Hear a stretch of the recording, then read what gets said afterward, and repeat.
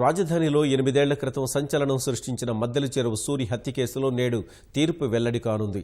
సూరి అనుచరుడు భాను సహా 6 నిందితులపై సుదీర్ఘంగా జరిపిన విచారణ ఇవాళ్టితో తేలనుంది. పోలీసులు సమర్పించిన సాక్ష్యాలు నేరాభియోగాలను రుజువు చేస్తాయా లేదా వీగిపోతాయా అనే ఉత్కంఠకు ఇవాళ తెరపడనుంది.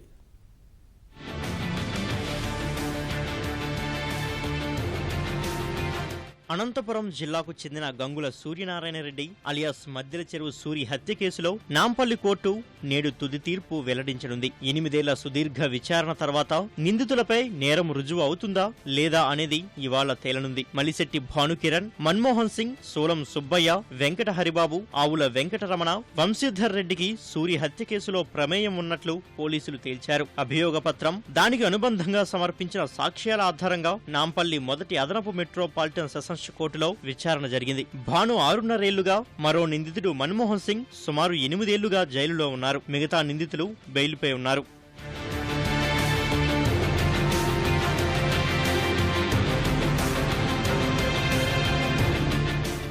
పరిటాల రవి హత్య కేసు సహా పలు ఫ్యాక్షన్ నేరాభియోగాలు ఉన్న సూరి 2011 జనవరి 3వ తేదీ రాత్రి హైదరాబాద్ లోని యూసుఫ్ గూడ వద్ద హత్యకు గురయ్యాడు. కారులో ముందు సీట్లో కూర్చున్న సూరిని వెనక సీట్లో నుంచి భాను కాల్చి చంపాడని పోలీసులు దర్యాప్తులో తేల్చారు. సూరి ఏదో ఒక రోజు తనను చంపుతారన్న భయంతో హత్య చేసినట్లు భాను వాంగ్మూలం ఇచ్చాడని పోలీసులు తెలిపారు. హత్య జరిగిన తర్వాత హైదరాబాద్ విడిచి పారిపోయిన భానును పోలీసులు 2012 ఏప్రిల్ 21న అరెస్టు చేశారు. నిందితులు మన్మోహన్ సింగ్, హరి, వెంకటరమణ, సుబ్బయ్యను హత్య జరిగిన కొన్ని రోజులకే 2011 జనవరి 29న అరెస్టు చేశారు.